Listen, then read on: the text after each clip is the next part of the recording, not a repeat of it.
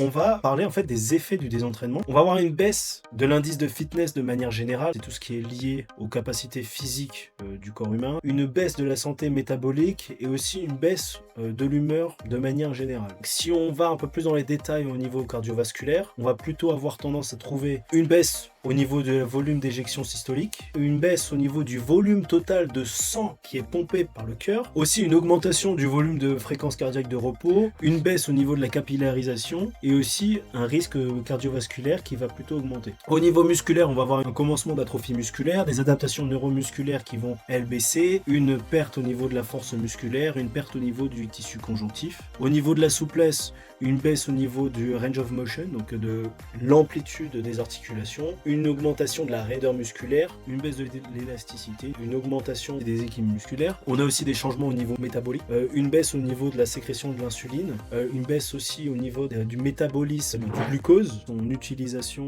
et sa dégradation. On a aussi un profil lipidique qui est détérioré, donc ici le métabolisme basal qui va lui être modifié. On peut aussi retrouver une baisse au niveau de la coordination motrice et au niveau psychologique, une baisse au niveau de l'humeur, peut-être même dans certains cas au niveau du sommeil, etc.